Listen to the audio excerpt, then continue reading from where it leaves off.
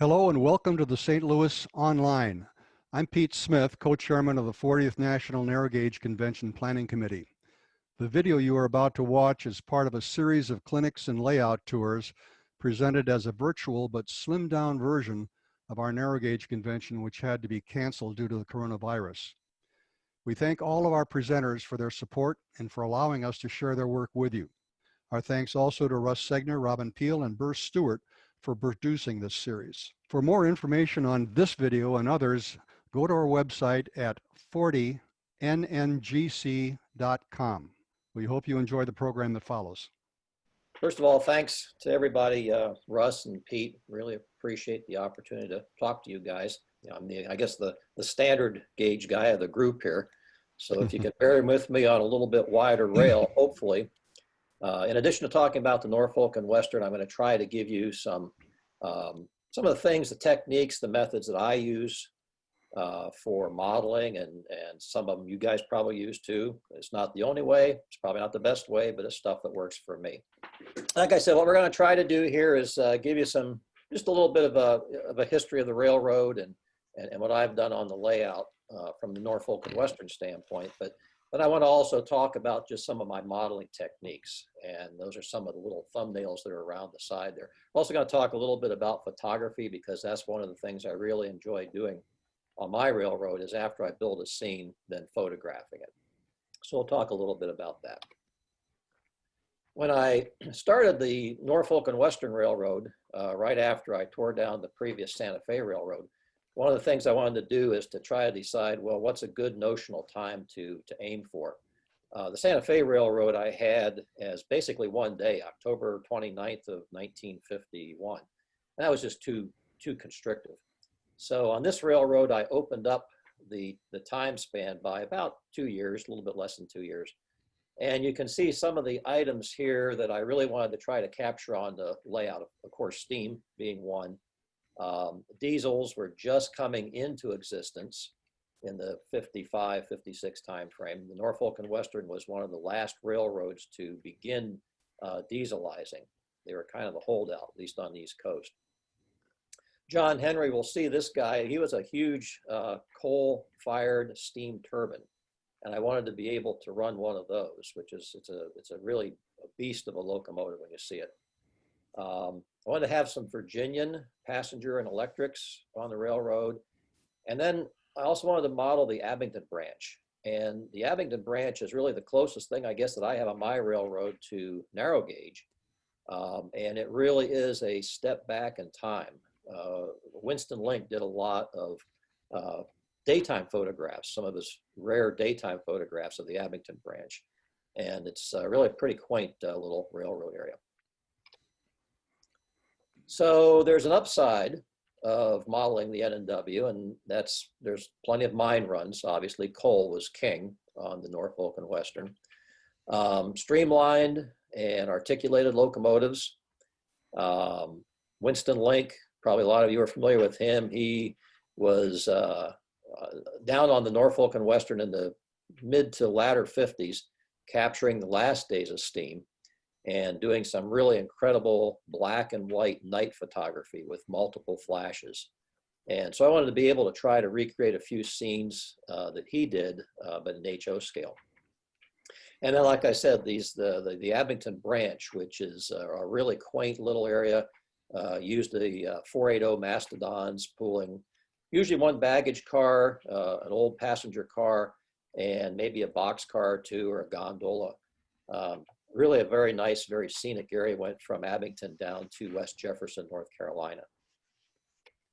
But of course, with every upside, there's some downside. And the downside is trees. On my Santa Fe layout, I hardly had any trees at all, which was, of course, prototypical for the areas that I was running through. Well, we get to the areas of Virginia, West Virginia, and of course, that all changes. So I needed lots of trees. And of course, the problem was, how do you come up with all these trees and live long enough to make them and then not go broke in the process trying to buy them?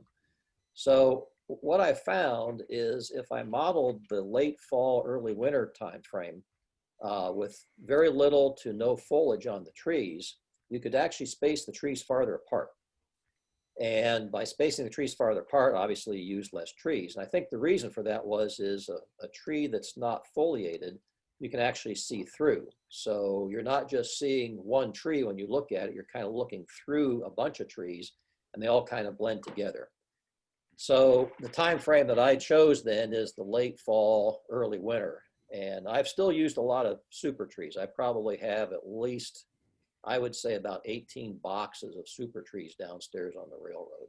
And that might be a conservative estimate. I lost count, to be honestly truthful with you.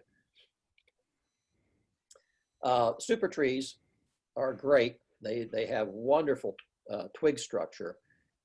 There's a couple things though that are negatives about super trees. First of all, you know, the color of a super tree is a yellow color, which doesn't look very good. They have leaves on them, little tiny leaves that have to be picked off. And then probably the biggest problem is that most of them are bent, some more than others. Now there's various ways I know that people have tried to straighten these trees out. What I found works best for me is to go in with a pair of tweezers or a hemostat that I'm showing here in slide number 1, and just lightly break the trunk just to where it starts to snap. And then go in with just a little bit of super glue and some accelerator and put that on there, and the tree won't be 100% perfectly straight, but it's straight enough to where you can easily then plan it like you see in the picture number 2 there, and then paint it with some flat paints, brown and a flat black or flat gray color. And then for the leaves, I use the tried and true cheap hairspray and ground up leaf material that I collect from my backyard every fall. And what I do with the leaf material is, like I said, every fall, I'll take a big old trash bag, just fill it up with leaves from the backyard. I spray it down with fungicide, and also I spray it down with some insect killers. So that gets rid of the fungus. It gets rid of any critters that are in there, any bugs or anything like that. And then I'll take that garbage bag, leaving it open to the air, and just put that out in my garage for about a year. And so by the following summer, those leaves are definitely dry. They're definitely crispy. And then I can just take the leaves and put them in a dedicated blender. Don't use one that you're, obviously going to be making food with, but just put it in a dedicated blender and grind it up. At first, I started to actually cut the stems off the leaves, and that really got to be, again, very labor intensive. So I found that really the blender that I've got is just an Oster blender. It's nothing really expensive. That actually grinds up everything just fine, including the stems. So I just now take the leaves straight out of the bag, throw them in the blender, grind them up. The longer you grind them, the finer they are. So you can make different size leaves and blends. Now, like I said, the season that I have is set in the late fall, early winter. And if you look back in the 50s, a lot of the railfan photographs were taken kind of in that sort of time frame of the season. And that's probably because it was great for smoke, great for steam. And I think that black and white pictures especially lend themselves to this winter type time frame. So what we'll do next here is let's just take a tour around the railroad. And as we go around the railroad, we'll talk about some of the scenery techniques, weathering techniques, photographic techniques, and so forth. So you can either ride in the cab, like we show here on the left-hand side, or ride in the passenger car in the back. So you take your pick. What we'll do is we're going to start at Norfolk, Virginia. That was where basically the railroad had, as they say, it meets tidewater. Rails meet tidewater. That's where all the coal was loaded into ships for Europe. We're going to start with the Norfolk Union Station, and then we'll go to Lambert's Point, go over to the Elizabeth River Bridge, and then we'll start down through Forest, Virginia, Bridge 425, the Drive-In Theater, Allville Yard, Abington, Virginia, the town of Abington. We'll take a quick tour around the Abington Branch and up Muldoon's Distillery and High Bridge, and finally finish up at Blue Ridge, Virginia. And this afternoon, we're going to basically take the video tour. It's going to be pretty much the same path that we're going to be taking this afternoon, starting at Norfolk and winding up at Blue Ridge. So the clinic here and the video tour this afternoon are going to kind of mesh together, hopefully. The map here is, that comes out of Model Railroader. The layout was in the MR issue here back in the April issue. So this map is from the Model Railroader folks at Comback. They do an incredible job on maps. It's amazing. So if we first of all start out here with the Norfolk Union Station, I had to scratch build most of the structures for the railroad because, you know, as you guys know, there's not a whole lot of prototypical structures of exactly what you want. So occasionally you get lucky and you get a kit that is spot on and you can build that, but in a lot of cases you have to scratch build. So that's a scratch built station. The passenger train's backed into the station, which is kind of an interesting thing. Stub end tracks, I have 7 tracks on my layout, but the actual Union Station had quite a few more. And then just to the other side of Union Station, if we would swing around, we would see the freight house, and I had to scratch build that also. The Virginian was one of the tenants of Union Station. And in addition to the Virginian, also the Norfolk Southern. Now, that's not the Norfolk Southern we know today. That was the original Norfolk Southern. They were also one of the tenants of Union Station in Norfolk. So that gives you kind of an opportunity there to have a couple different roads with passenger consist and locomotives sitting in the station. Now, very close to Union Station was the engine facility at Lambert's Point. They had a very extensive engine servicing facility there. And of course, as you might imagine, the coal yards there were just massive. There's no way that I could even come close to trying to model all that, and so I didn't. But I did model the structures for the engine servicing. That's an ash hoist that you see on the upper left-hand picture there on the right-hand side. I had to scratch build that. Fortunately, there's a very good historical society for the Norfolk and Western, and they have a lot of plans that you can get basically right off the internet. You can download it right off the internet. And of course, like I said, GP9s, they arrived back in the 56, 57 time frame. And the thought here is I'd wanted to put an overcast sky in that. And I'm thinking maybe that's starting to set the mood for some of the rail fans, saying that they're not real happy about the possibility of steam going away in the next couple of years. Now, at Norfolk, this was, at Lambert's Point in particular, this is one of the places where I made a major mistake on the railroad. You can see there the hole, the hatch, is where the roundhouse is and the turntable. And I will never do that again, because trying to get the turntable to sit down into that hatch and be square on all of those tracks is a real nightmare. You can see right where the cursor here on the mouse, if I can get it, it's not going to come in. You can kind of see where there's some chair leveling buttons. And I use those, I screw those into the cross members there to try to level up the turntable the best I can, but it's still not the way to go. So lesson learned there is the turntable, the roundhouse all need to be on one nice solid piece of plywood.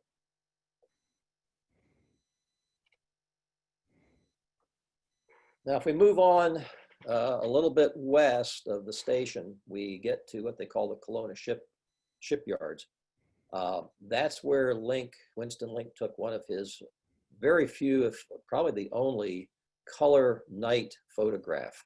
And back in the 50s, color film was very slow, so trying to catch a steam engine at night that was moving, even with all the flash that he had, was pretty difficult. But that was one of the shots that he did take. And so there was a tugboat that was in the shipyards, and one of the passenger J's that was leaving the station and heading west.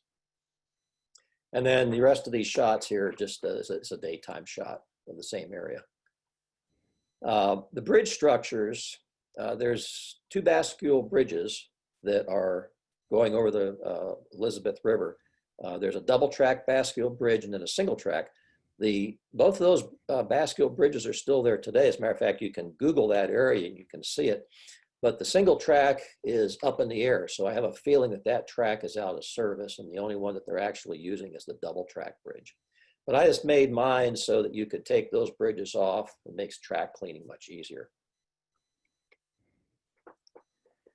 And then I have a drop down, and I've used drop downs for years on this railroad and the previous railroads.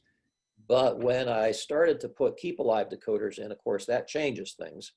So I just put some retracting pins in the center of the track, and they're controlled by a mercury switch that's on the drop down.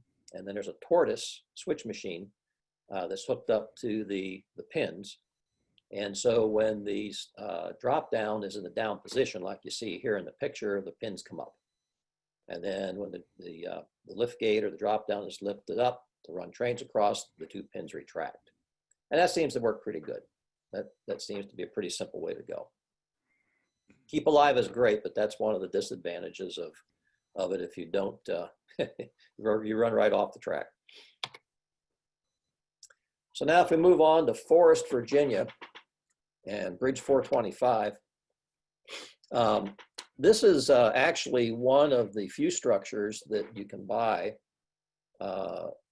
as a kit form. AMB makes the Forest Interlocking Tower, which is what you see here in the foreground. And so that's actually one of the reasons why I chose to model the forest area. This is another shot that Link did at night. He did his in rural retreat, but he had a picture of a streamlined, that's actually a K-class locomotive that is basically passing a tower, and a guy out there basically giving the highball signal. And this is Bridge 425. Link did some more pictures there at night. This is just a daytime shot that I did. The signals are Oregon rail heads, and then the structure underneath it is just scratch built.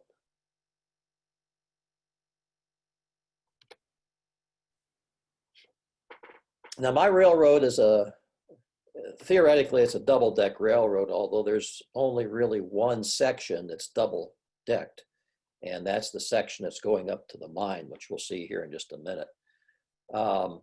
I had to basically transition from the lower deck to the upper deck. And so to do that, I basically tried to hide that transition area with, you can see a very small valence panel there, and then try to hide it with as many trees as I possibly could. Pretty steep grade. It's about a 3% grade getting from the lower deck to the upper deck. So that's pretty steep. I probably won't want to go any more than that. And then the lighting underneath the upper deck to lighten up the lower portion, I just use the LED strip lights from Micromark, and it's their warm color, which happens to be right around 3,000 Kelvin, a little bit less than 3,000 Kelvin. And they work out pretty good. They're dimmable, and I'm real happy with those. They seem to work good. So if we go to the drive-in movie theater, this is probably one of the more famous shots that Link did. He posed some people in his Buick, and when the train came by, he had, of course, his flash apparatus set up, fired off the flash, took the picture of these 2 kids sitting in the Buick, and of course the locomotive in the background. And on the screen was a picture of an F-86. Well, of course, I always kind of wondered, well, how in the world did you get the F-86 on there? Well, it turns out he did it the same way that I did it. He used his chemical darkroom. What I did is I built a plastic model of the F-86, photographed it, cut it out, and pasted it on the screen. These are S-scale vehicles in the front, so, and then S-scale people, and then all the vehicles in front of this last row are all HO scale, just to force the depth. Then if we move to Allville Yard, that's right outside of Yeager, West Virginia. That was a very large track area, a large yard area. And they had some engine servicing facilities there. And this is basically one of their entry points and exit points into the Dry Fork Branch, which was where a lot of coal came from. So there's a lot of mining activity that happened on that Dry Fork Branch. I use Arizona rock and mineral ballast. The yard mix is what you see there. And I really like their ballast because it doesn't float. It's actually rock, and it works, I think, real good. Let's see. So now we'll take a quick trip up to the mine. This is on the upper deck now. I had to scratch build that tipple. There is actually a Distillery mine, or there was back in the 50s, and I tried to model that as close as I could after the Distillery mine. They also had some coke ovens, so I tried to model that. And then I tried to also model a small company town, which was very typical back in West Virginia along these mines. Now we'll go to Abington, and then the Abington Branch. The Abington Depot, interestingly enough, is still standing. You can go to Abington, Virginia. Matter of fact, just within the past couple of years, refurbished it, and it looks really good. It was refurbished back to pretty much the same kind of a condition as was back in the mid-50s, like what you would see here. The engine that you see there is a 480. That's a Mastodon. And they call that train the Virginia Creeper, and it would leave Abington and run down to West Jefferson, North Carolina, and then return in the latter part of the day. And I think it did that like every day except Sunday, so 6 days a week. And they obviously couldn't get anything heavier on that branch. The 480 was it, so that, they couldn't take any of the streamlined locomotives down, or even worse yet, any of the articulates, because it'd be way too heavy for the rail that they had in the bridges. There were over 100 bridges on this branch line, so it's full of bridges. Then if we go to the Abington Branch, I think this is probably my favorite portion of the model railroad, at least. Frozen in time is probably the best way to describe it. And like I said, this is probably as close to narrow gauge as you can get and still have 4 feet, 8.5 inches between the rails. Very quaint, very rural. For a long time, the only way in and out of this area was really by rail. The roads were just terrible going in and out of there, which I'm sure you guys can relate to for some of the narrow gauge areas that we've talked about here over the last couple of weeks. Green Cove, there was a very famous picture that Link took there of this horse pulling a sled. He titles that shot Maud. The horse bows to the Virginia Creeper, so I wanted to recreate that. And then, of course, the station there at West Jefferson. There's some interesting switching opportunities there at West Jefferson, because they did have some log cutting facilities. The railroad would load logs for timbers, for ties in there. So we can do some switching and so forth there. They had to turn the engine on a Y. So this Abington Branch actually has some pretty interesting operation characteristics. Now, the last scene I have done, the most recent scene, is what I call High Bridge and Muldoon's Distillery. This is a Master Creations kit. I don't think this was ever on the Norfolk and Western, but I love the look of the kit. And I loved some of the high bridges that they had on the N&W. So I wanted to kind of combine those two. So this is definitely not prototypical so far as that distillery being next to a high bridge, but it works out pretty good. This is the version of the kit that has the sound and the water wheel motion. So we'll see that this afternoon on the video. We'll see how that works. And it sounds pretty good. It was an interesting kit to build, but when it's all said and done, it's a pretty nice kit.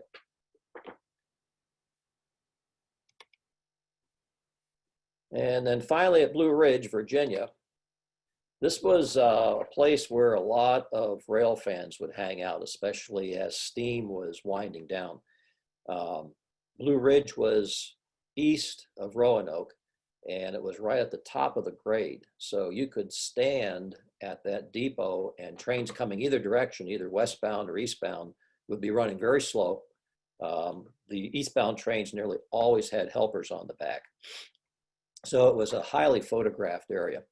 And you see Blue Ridge in the videos that you can get from Heron and some of the other video companies. There's just tons of footage back in the 50s of that area. The other thing was about Blue Ridge is kind of neat, is Blue Ridge Stone had a crusher that was maybe about a quarter of a mile east of the depot here. And they operated a shay, and that's what they used to interchange with the N&W.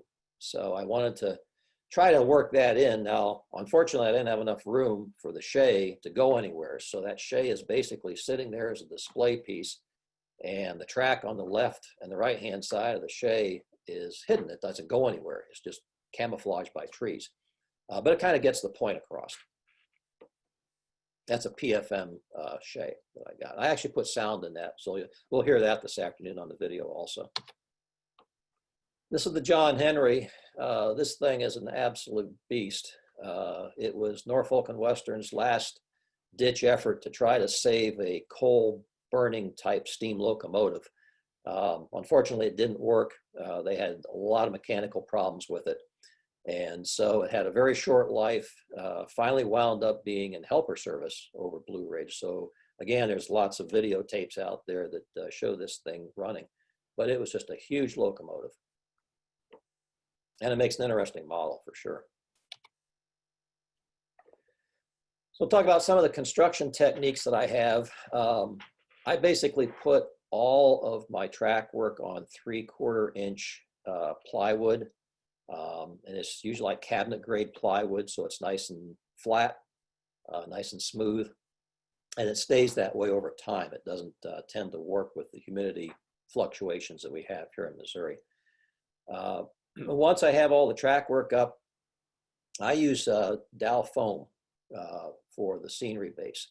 I used to use the hard shell method with the plaster and the chicken wire and all that, but with as many trees as I have on this railroad, it's much simpler to plant trees by simply taking an ice pick or a small screwdriver and poking a hole down the scenery and then sticking in the tree, as opposed to having to go through a hard base of hydrocal and molding plaster and that type of thing.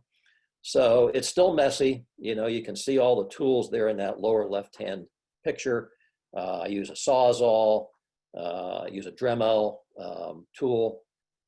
Just about anything that you can think of to create rock structure. But at the end of the day, to me at least, using the Dow foam is much easier. And the thing I like about the rock creation is you know, every rock that you do is obviously different because you're carving it right out of that foam. Not that you couldn't carve it out of plaster. I know a lot of guys do that. I never had a whole lot of luck with that. The other thing is drywall mud. Once my foam has been carved to kind of, you know, form the contour that I want, then I just take drywall mud and put a thin coat, very, very thin coat over top of the foam. And what that does is, first of all, of course, it gets rid of the pink color, but it also leaves a very nice then area once it's dry to go in and paint with the acrylics. Static grass, I used a lot of static grass on the railroad. The reason why I put this in, with all the static grass applicators that are out there, you know, you have to stick a nail or something in the scenery to basically ground the applicator, so that when you put the applicator down, the grass actually stands up. Well, the one thing I don't like about using a nail was left an awful big hole. So all I did was take a piece of brass channel and put a cross member, solder a cross member on there, and then on that cross member, some very small wires. And so when you connect the lead to this brass channel, then all you have to do is poke those small brass wires into the seam, and that leaves basically a hole that you never even see. It's 019 brass wire, 015. You know, the size of the brass wire isn't really important. The important thing is it's much smaller than a nail. And it also gives, I think, better conductivity because like in this case, you have 5 different wires on here that you can use. So that's worked out pretty good. Then for ground cover, I use a lot of the Hecky ground cover, the pull apart. And Sunlight Vistas uses, they make a dark brown polyfiber. And what I found, and you can kind of see this in the lower right-hand picture, if you stretch that polyfiber out, you can put some of the debris from the Hecky over top of that and fix it with some cheap hairspray. And looks pretty good, looks like weeds. For water, I learned last week when we had the clinic, Mod Podge is a great way to make some ripple effect on water. And I'm going to try that. I've never tried that, but that sounds really interesting. But the water technique is pretty much the same, you know, the Envirotex. And then for ripple effect, I just use clear latex caulking. And smooth it out with your finger, let it dry real good. And then I pour another light coat of Envirotex over top of the caulking once it's all dried. And that's what makes it shiny. Cameras, you know, you could probably do a whole clinic on this, so I won't spend a whole lot of time on it, but I basically have lately started using these Generay lights. Generay makes a light that you can change the intensity and also you can change the color of the light. And I've been photographing under the fluorescent shop lights that I have for just general construction of the layout. And then balancing that 4200 Kelvin fluorescent shop light with the Generays to 4200, set the camera to 4200, and it's actually worked out pretty well. The colors are great. I've been real happy with that. You can also use these little total lights. The problem with those is they get very, very hot, and they're 1,000 watts each. And if you have 4 or 5 of those, you're running extension cords all over the house to keep from blowing circuit breakers. And then from a Photoshop standpoint or software standpoint, I've been using this On1 Photo Raw 2020, which works really well. It's a one-time fee, just like Photoshop Elements. And they have some really good depth compositing tools in there and some great black and white tools. Depth compositing, that's something that I'm using a lot of. That's where you take 4 or 5 or 6 shots and then put all those shots in the computer, and the computer sits there and figures out what's in focus and what's not in focus and keeps the stuff that's in focus and throws the stuff that's out of focus. And it really makes a big difference on keeping, getting a nice depth of field to your photographs.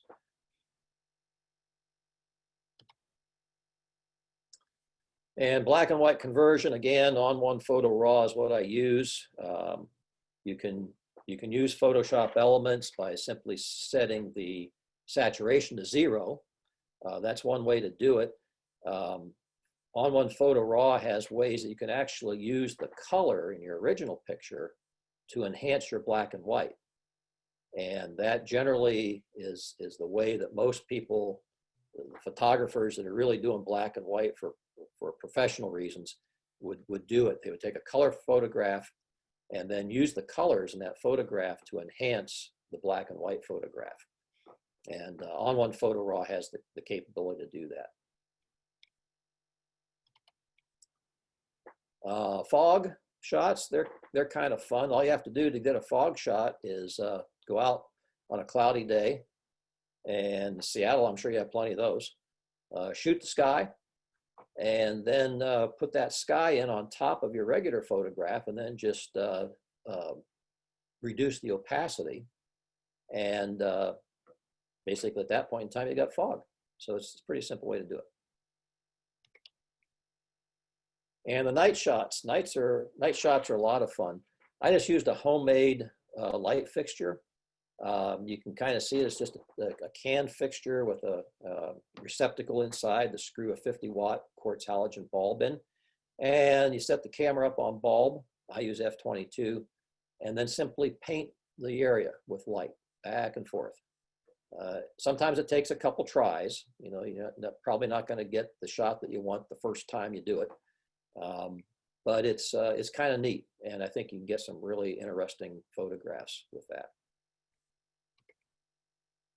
This is another thing you can do. This is that tugboat area back over the Elizabeth River, and this is done in what they call HDR, high dynamic range. And most of your photo software processings have these HDR applications in the software. It almost looks like a painting in a way, but it's actually a picture. You don't want to do everything like that, but it's fun just to mess around with. So some lessons learned. I'll just try to hit the highlights here on these because we're probably running a little bit short on time here. Complete the lower deck before you do the upper deck. That was a mistake. Before you add scenery, run as many trains as possible during summer and winter, especially if you have summers and winters like we have here in St. Louis, where it's hot in the summer and cold in the winter. You can get all kinds of issues that crop up in the opposite season of when you laid the track.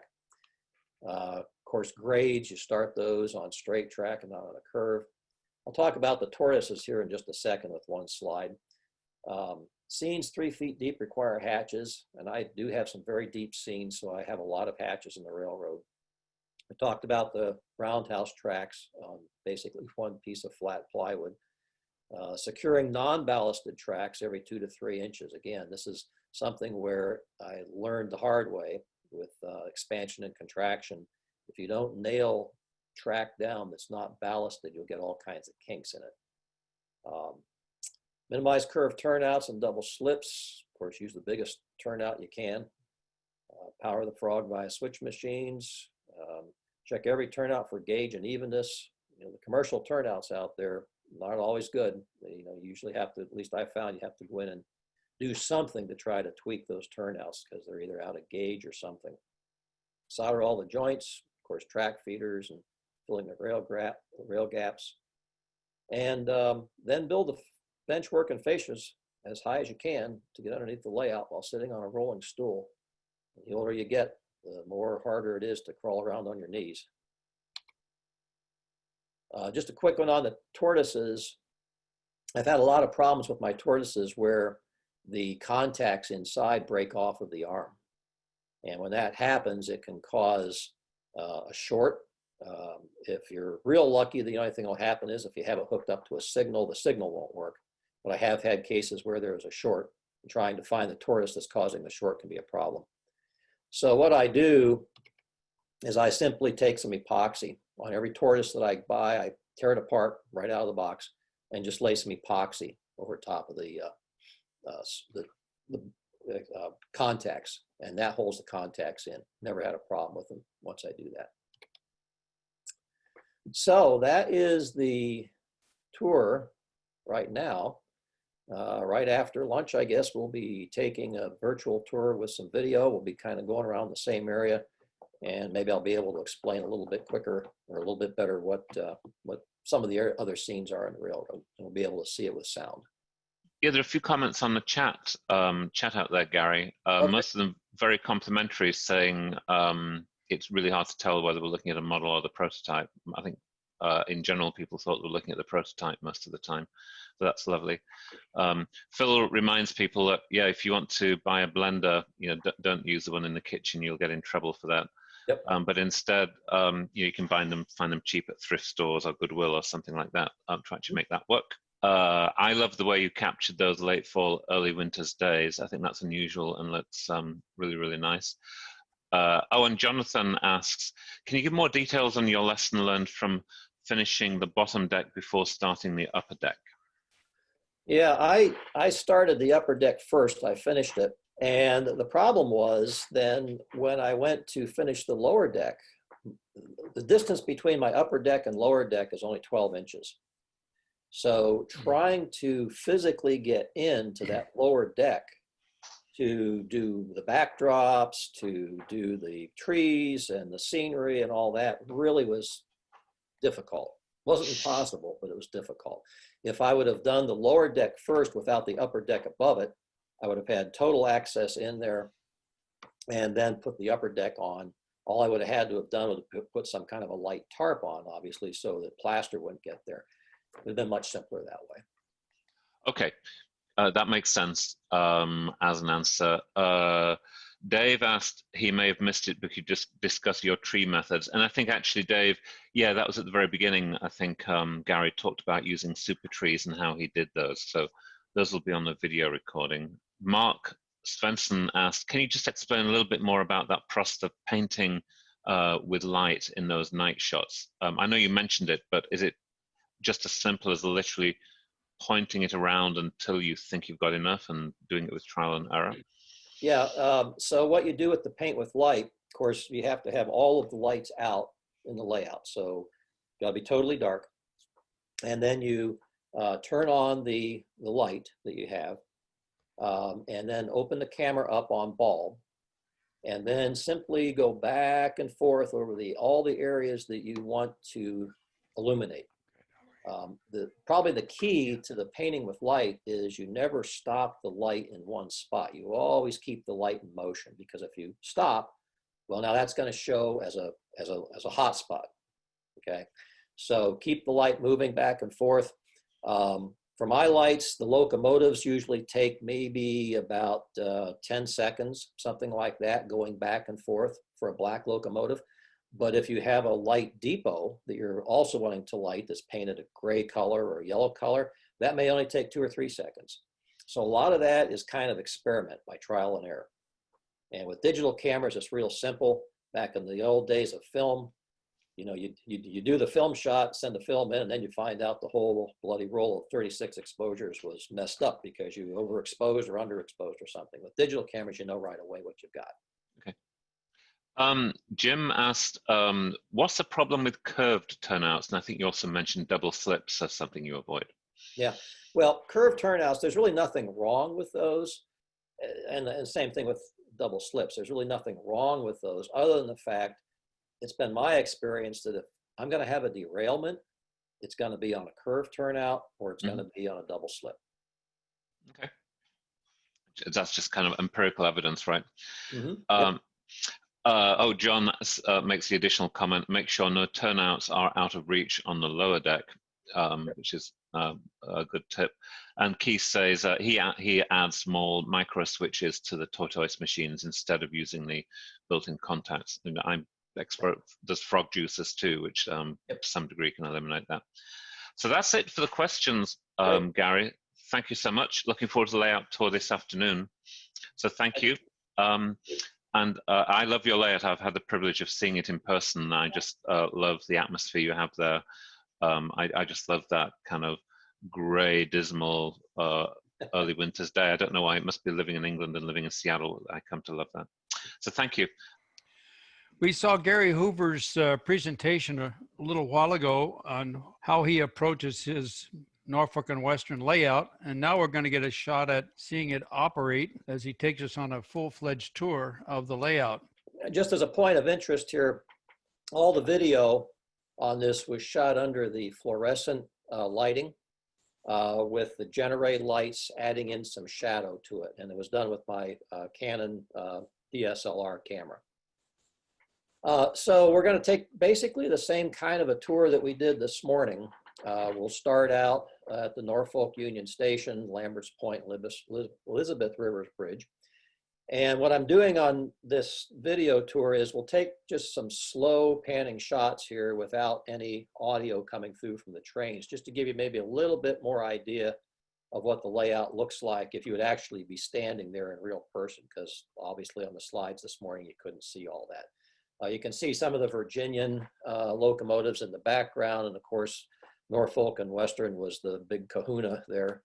There was a lot of freight terminal areas, of course the Norfolk and Western freight terminal, as we continue to pan on around.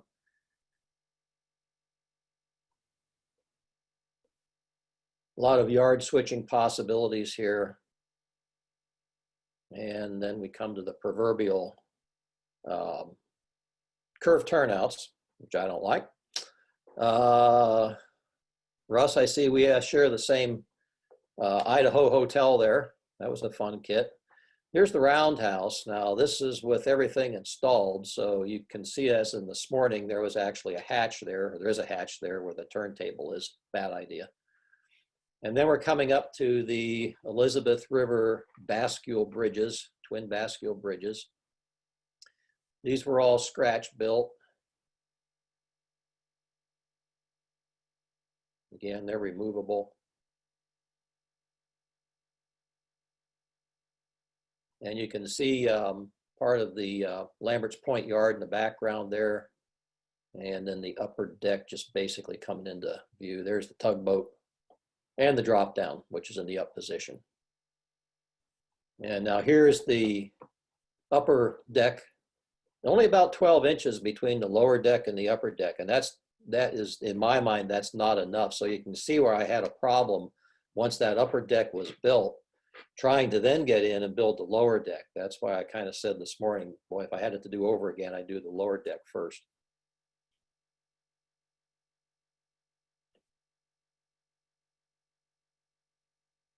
They had a lot of car repair shops there. Of course, did a lot of car repairing on the coal cars. Some of these structures are prototypical. The foreman's house. There was a weighing station right there in the middle of the screen. And then the mining town, of course, on the upper level. And that's looking at forest. Now, how does that sound? Is the sound okay on that? Good? Okay. Good. Good. Yes, good sound. Good. So we're seeing the departure here of the Powhatan Arrow, which was Norfolk and Western's premier passenger train. There's only 5 cars long usually. Sometimes around the Christmas rush it was a little bit more, but usually 5 cars. Very nice, easy to model passenger train. It's compact. It doesn't take up a lot of space in sidings.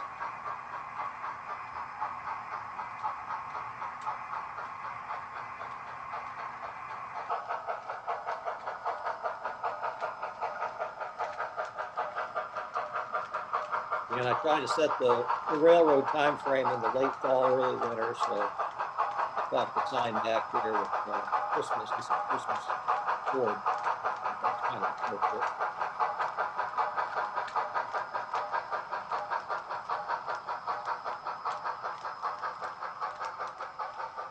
All those cars are from Mike's Train House. He did a real nice job on those. He got the roof color wrong, so I had to repaint the roof. Now here we are coming across the Elizabeth River Bridge.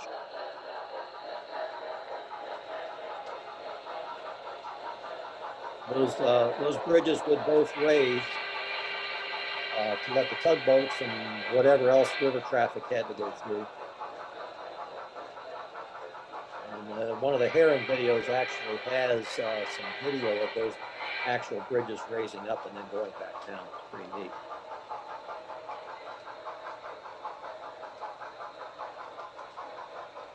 And then that's a Y-class locomotive coming in with the coal train.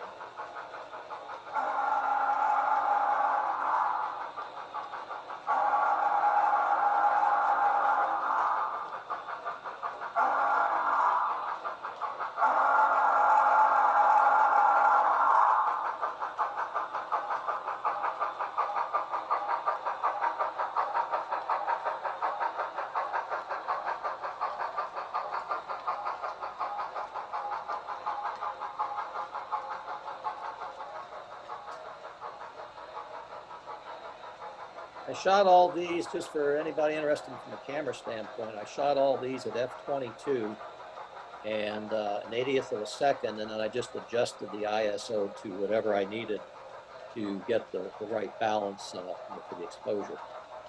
Usually it was up in the thousands of ISO, 5,000, 6,000, 7,000, it was way up there. Now this is a Walthers turntable.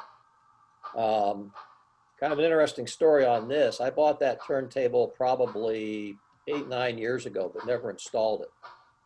And when I came around to actually installing it here at Lambert's Point, I think the electric eye function on the turntable that kind of gives you the indexing as to where everything is supposed to stop to get the rails to line up, it didn't work. Well, by that time, of course, it was so far out of any kind of warranty that it was worthless trying to go back through Walthers to get anything. So what I did is I just installed a decoder in the turntable and set the decoder address to, I think it's 5. And so now I basically control the turntable speed and direction simply from my Digitrax handheld controller. And it works pretty good, you know, because you can really dial it down slow. So it works pretty good. It's probably not as good as having an automatic indexing system, but it works fine. Hey, Gary, somebody asked if you could move your cursor away from that control bar, it will probably disappear from our screen. There you go. Sorry about that. You're right. Thank you. This is the engine service facility there at Lambert's Point, and that's the ash hoist.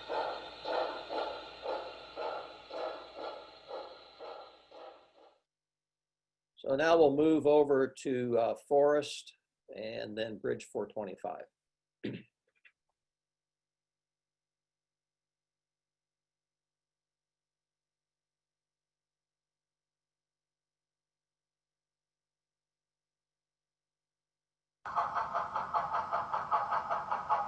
Yeah, that's an AMB, American Model Builders kit. Very nice kit. The main reason why I incorporated this scene into the logo.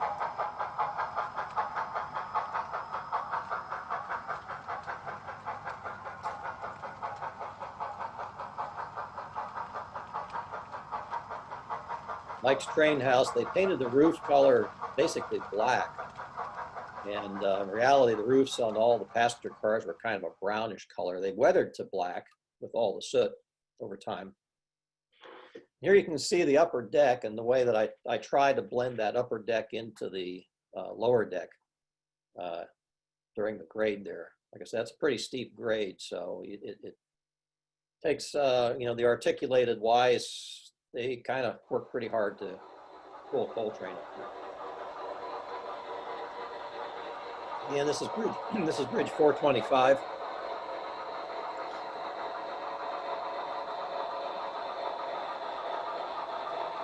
There was a shot that Link did at this bridge at night with cows crossing that river down midstream.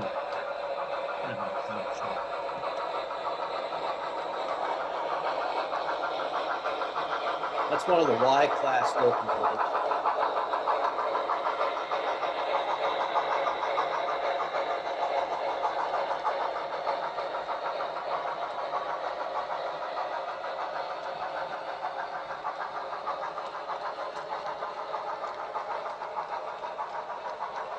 I was really happy with the color renditions under the fluorescent lights and getting everything balanced up with the generated lights. That I would have never thought that would have worked, but in putting the video together here, I really didn't have much choice, and I think it worked out fairly good.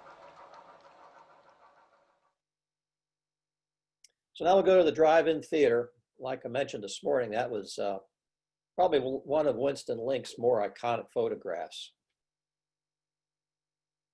All done at night with dozens and dozens of the big old flash bulbs and homemade lighting fixtures.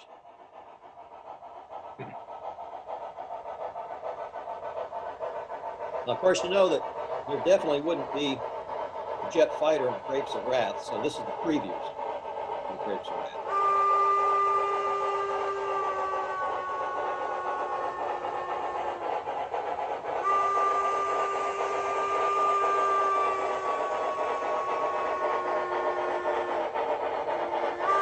Night shots here were taken simply by underexposure.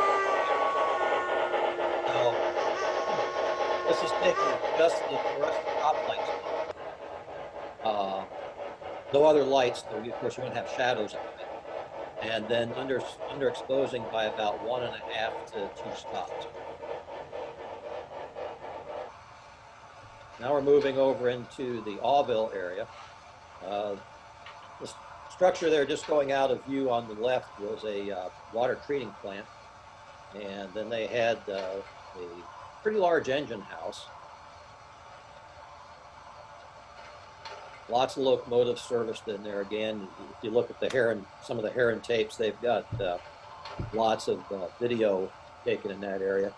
That coaling tower, interestingly enough, is still there. If you Google Yeager, West Virginia, you can actually see that coaling tower. I guess they must have figured it too expensive to pull down.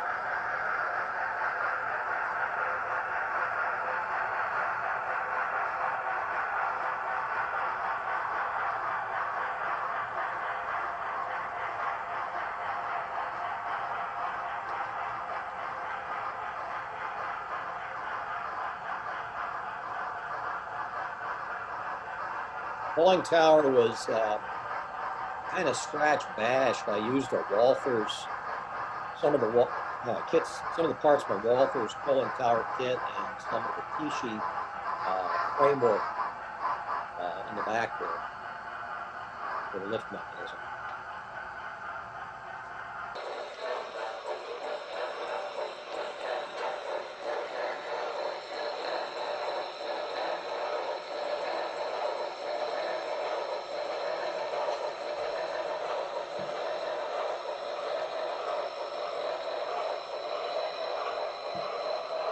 The weathering, I basically just spray the locomotives with a very fine mist, very dilute, cocoa, weathered black, cocoa, and then finish it off with some of the caulks. Drag the weathering. Go for real heavy weathering, but basically everything needs to be weathered to some extent. One of the things I found that really helps in photographs is when you're all done with the basic outer weathering, to dry brush with some model mask of steel, just to kind of bring out the highlights on each of the detailed parts. It's amazing how much detail the manufacturers have gone to. And just by dry brushing, you can really make some of that detail really pop out. Elsewise, you never see it, especially on a black steam locomotive. So now we'll just take a quick trip up to the mine. This is on the upper level. This will be a coal train. He's empty, obviously, right now. So it's the empties in, and it loads out here in just a second.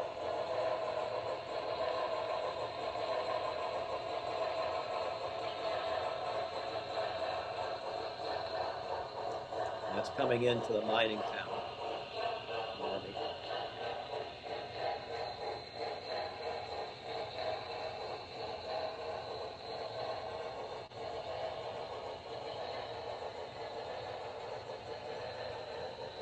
And you can see the reason why I'm trying to get away from using the hot lights, the hot photolights, because with all of these super trees on the railroad, I can't even imagine what would happen if one of those hot lights fell into the railroad. I mean, it probably would be a full-size fire. So getting away from those is a good thing. And now we're at the water tank.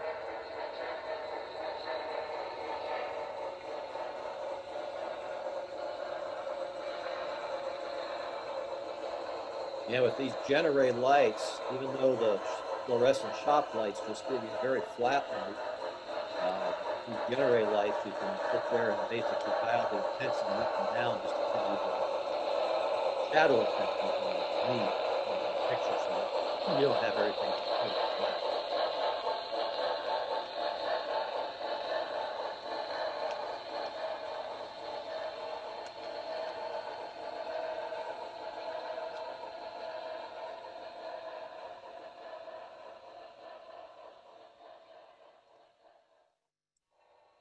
And so at the Lormy, they would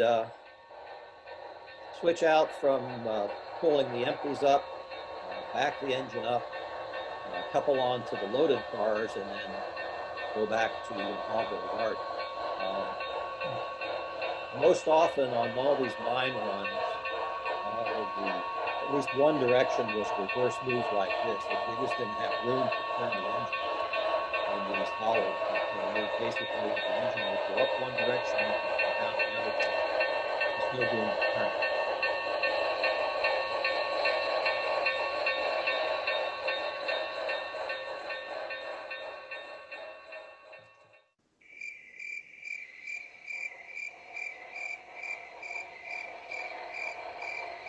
End of the day, the crickets are chirping, although I probably should have had an owl in there because crickets don't chirp in the wintertime.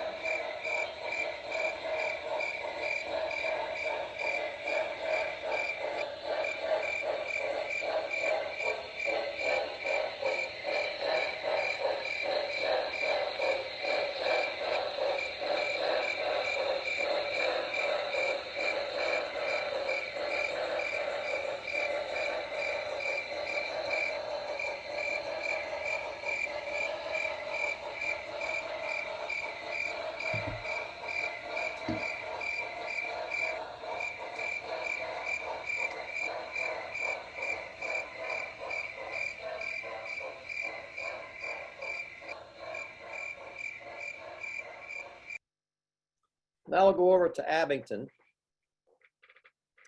And the first shot here will be in the actual town of Abington in Virginia. That's just a little bit east of Bristol, I think along Interstate 80, if I remember right.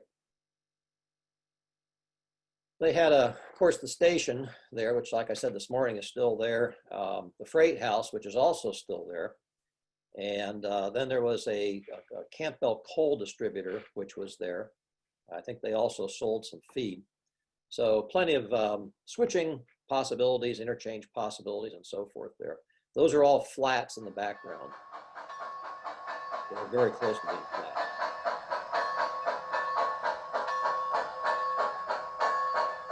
And if you look there on the extreme right-hand side, you can see that the camera is brutal when it comes to picking up flaws because I didn't do a very good job of concealing the foundation. And I never noticed that until I did videos, and like, by this time it's too late. Camera is certainly a great way to find any kind of flaw you have in your scenery. Show up in New York Magazine.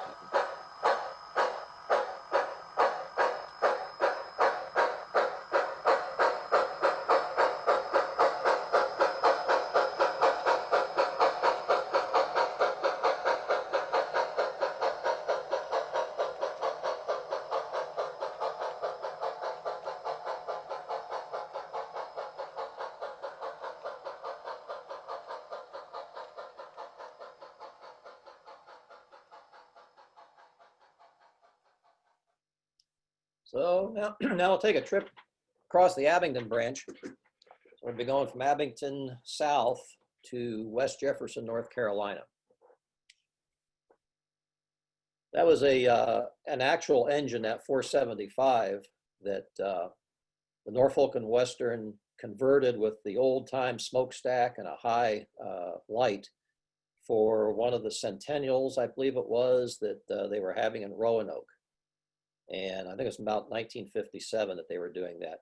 That engine also is in some of the prototype videotapes.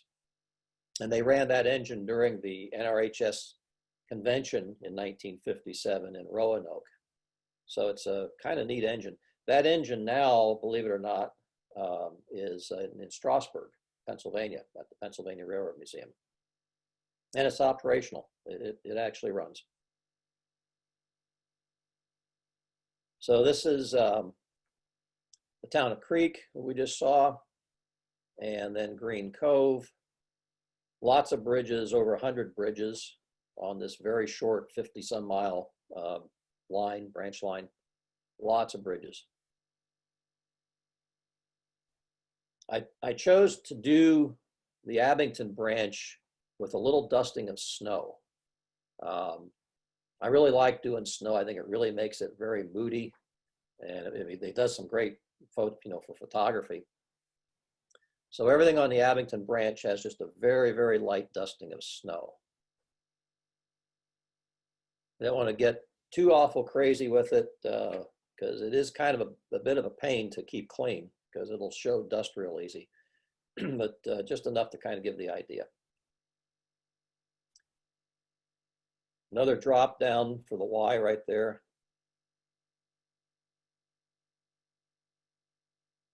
and the water tower, and then just a bunch of buildings. And then the depot.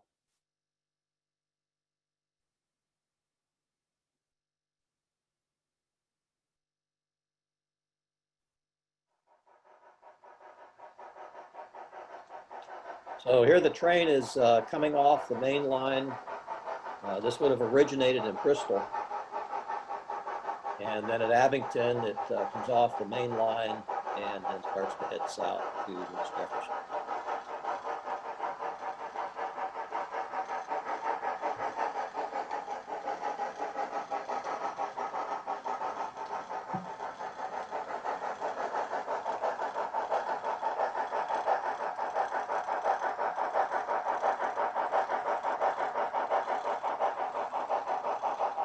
I use both the tsunami sound and also the wow sound.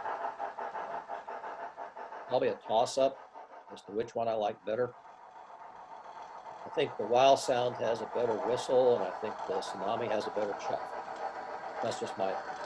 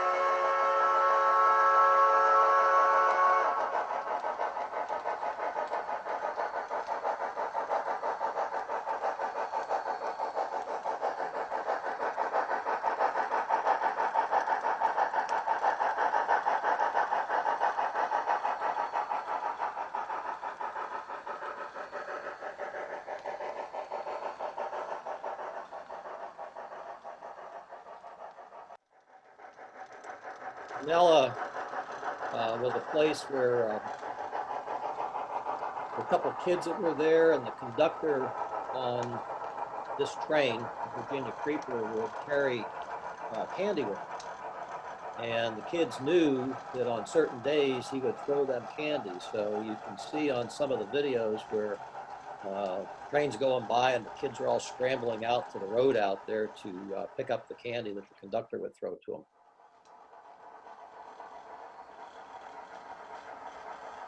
And now we're coming into West Jefferson. This is that'll be the north end of the Y, north leg of the Y.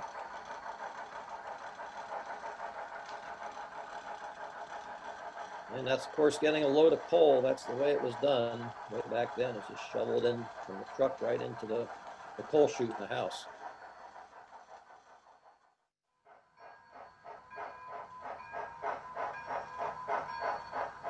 So when the train arrived at West Jefferson, it would pull into the station,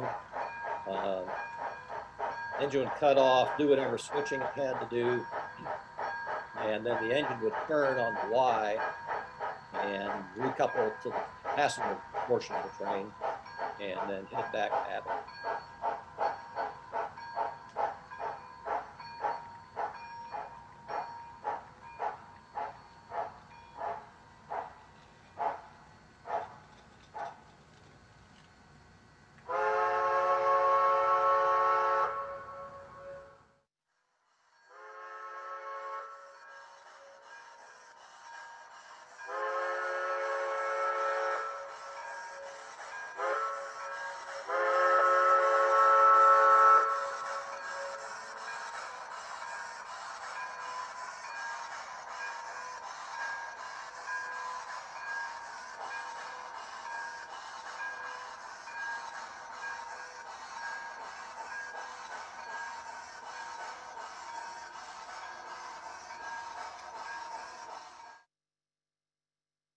So now we'll go over to back on the main line again and go over to High Bridge and Muldoon's Distillery.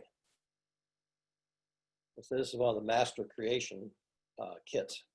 It's a lot of fun to build that.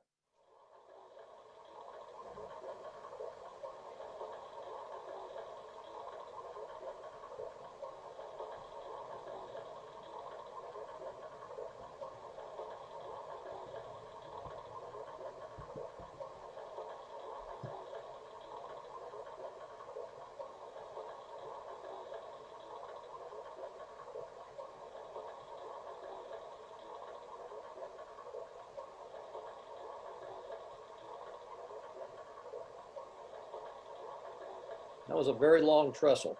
That, I was kind of worried about that, but it actually worked out okay. And just had to make sure that everything was nice and straight and clean.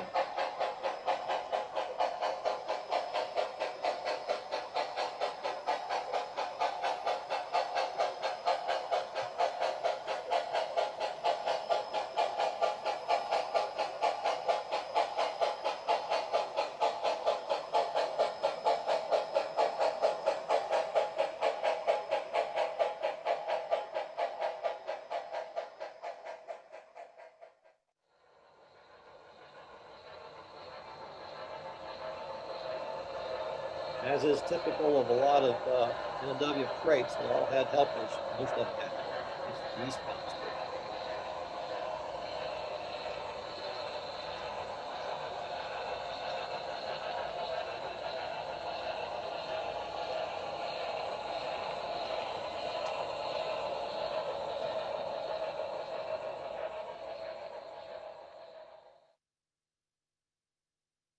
And then finally, we'll work our way over to Blue Ridge.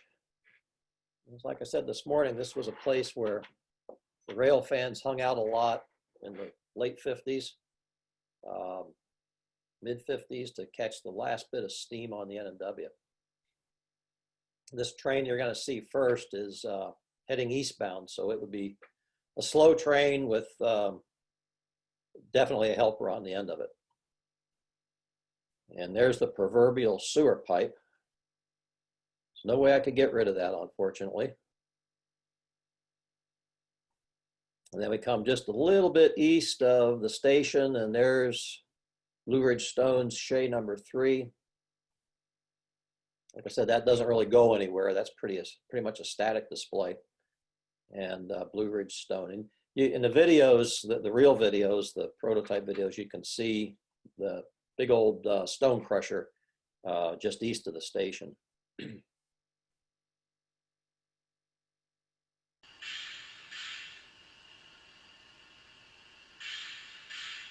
think that was a micro tsunami that I put in there and a real small speaker.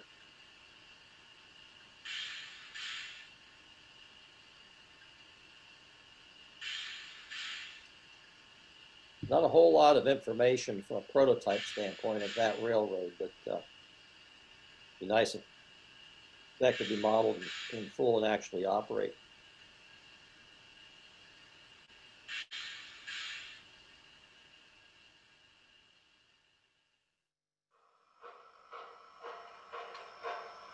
Well, this will be an eastbound, coming up past the Blue Ridge Station.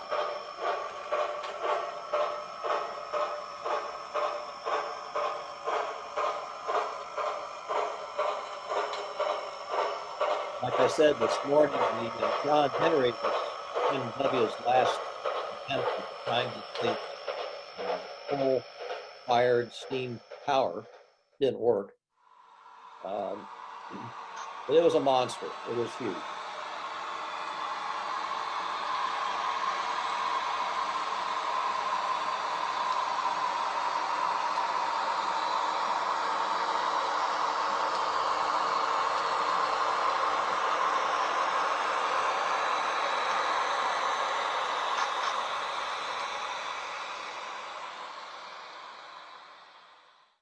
Served this last couple months in service, just basically doing that.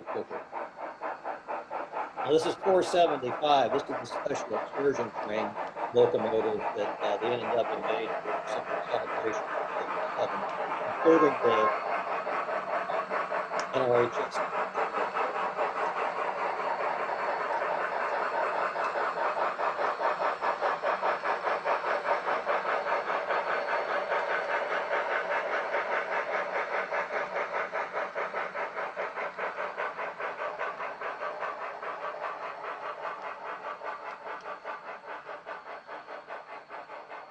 And all the rail fans in the gondola in the back.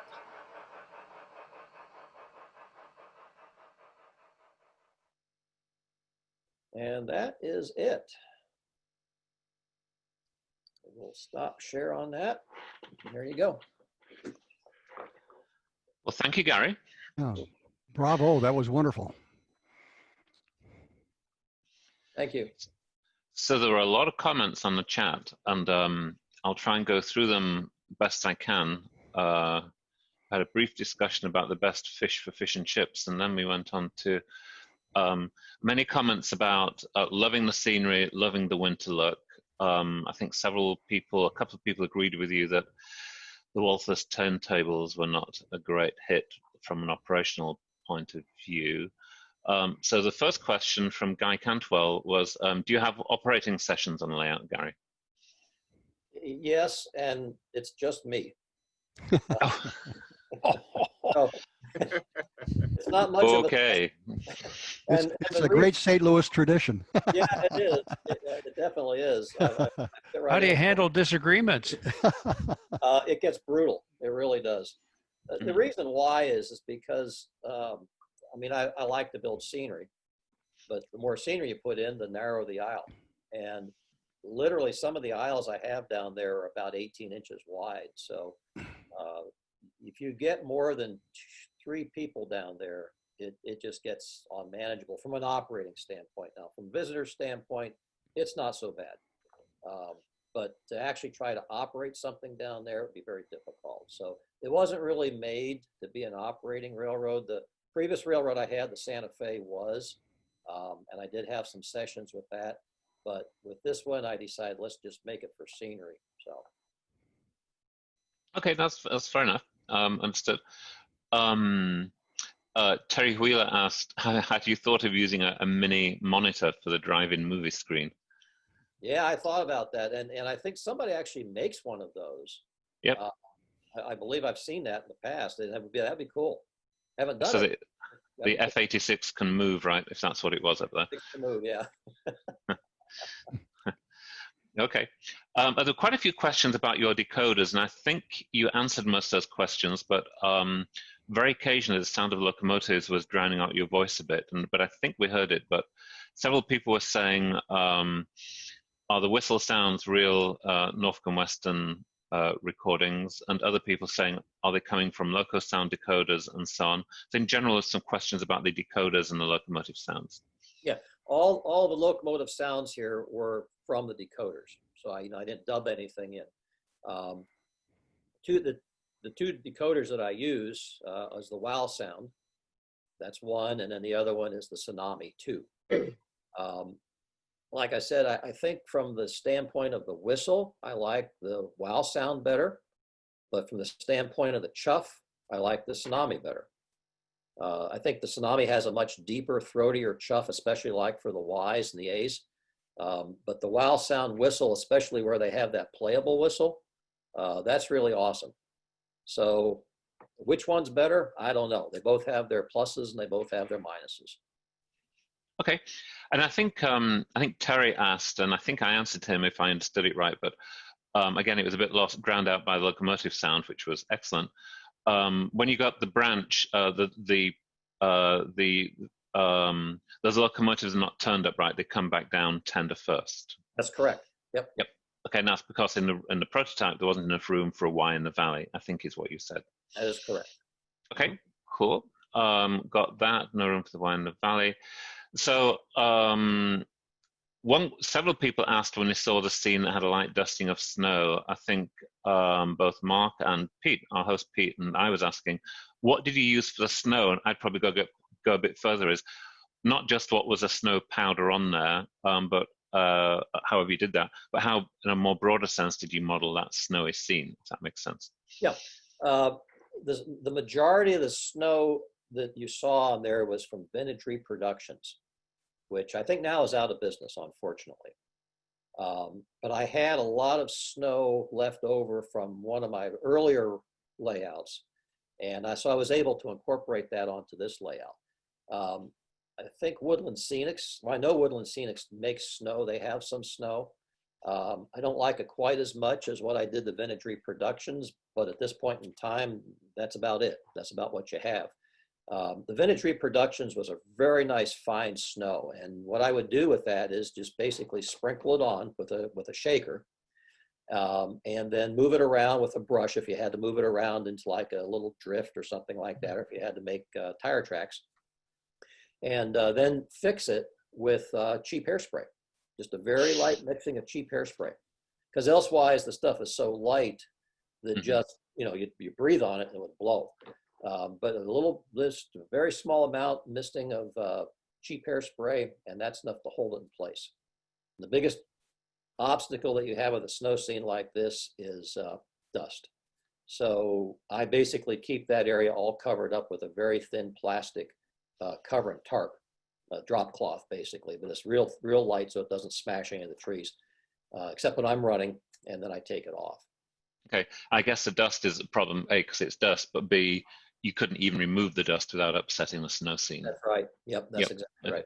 Yeah, I think Kathy Millis in England has done quite a few sessions on modeling snow, and I think there are some new products from the military modelers for different kinds of snow that she's explored over there, as I recall. Right. She's a pretty good modeler. Lots of other compliments on the winter modeling. The most obvious question from Bill Basaka up here: how long did it take you to build this thing, and when did you start it? I started this back about 2013, 2014. So it's been about 6 years. It's been about 7 years right now, and it's still not done. I mean, there's obviously still some more areas that are just bare track work that need to be seen it. Okay, well, that's not long in the great scheme of things. That's pretty cool. Kentucky Dale asked, was that a compressed model of the bridge? Yes. Okay. Yes, definitely. Yeah, that bridge is huge, and there's no way I could ever get the whole thing in full scale. It was just way too big. So yes, it's definitely compressed. Yeah. Oh, and Jimmy Booth at the end reminds us that that vintage reproduction snow was marble dust. Yeah, I've heard of that. It was, I guess, ground up marble. And he says you can still get that marble dust at ceramics stores. I guess ceramics kind of hobby stores. You can still get that. Yeah, the marble dust, I've had some of that too. This stuff that I've got, they may have made marble dust, but this vintage reproduction stuff that I have is actually I don't know if it's like ground up plastic or what. It isn't marble dust, well, at least what I used. And vintage reproductions made dry snow, wet snow, fluffy snow, and so forth. They had a couple different flavors of it. But the stuff that you saw here is definitely more of the chopped up white, it looks like very finely ground white plastic. At least that's what it looks like to me. Okay. Yeah, I know some people, some of the prop manufacturers put little sparkly something in there just to make it give that little glint and so on of snow. One I just missed up there, Mark asked, did I see icicles hanging off the water tank? He did. He did. Okay. Whose they are, I can't tell you because I got them at a swap meet and they were in a Ziploc bag, and I have absolutely no idea where they came from or who manufactured them. I just bought them in a Ziploc bag. So I don't know who made them. But just one other thought on, you mentioned the sparkles on the snow. The one thing you have to be careful of if you have sparkles in the snow is when you photograph the snow, those sparkles will pick up the photo lights and it can really look kind of gruesome. I mean, you get more sparkle than what you really want or need. So I generally try to stay away from the sparkle as much as possible. Okay, so I think, I apologize if I missed anything, because there actually were a lot of comments, a lot of very, very complimentary comments about the layout and the work, and particularly the winter scenes, which is, what I remember from your layout, and the reproduction of the old Winston Link scenes. A lot of people have, like Alex up here in Seattle. So yeah, great job. Thank you, Gary, and thank you very much. Thank you. And up to you, Russ. Thank you, Gary. Thank you. I recall when I saw it as a Santa Fe layout, I thought this is pretty interesting and very, very big. And to hear you say you were going to knock it down and create a Norfolk and Western thing, I thought, really? And yeah, you really did it. So what's next? I don't know. I have to think about that. That's still TBD. You could do the Hawaiian narrow gauge, I signals. certainly do that. Well, I'll tell you what, SN3, if I had it to start over again and I didn't have this huge warehouse full of HO stuff, SN3 would be my choice because I think that is just the coolest scale. And I'd love to do that someplace like back in West Virginia, some kind of a narrow gauge type layout back in West Virginia with SN3. I think that's got to be the ultimate scale. But unfortunately, I've got too much HO stuff right now. So, Say, Gary, do you sleep at night or just stay up and model all night? I just model all night. I figured. Yeah, right. All right. Well, thank you again. Sure.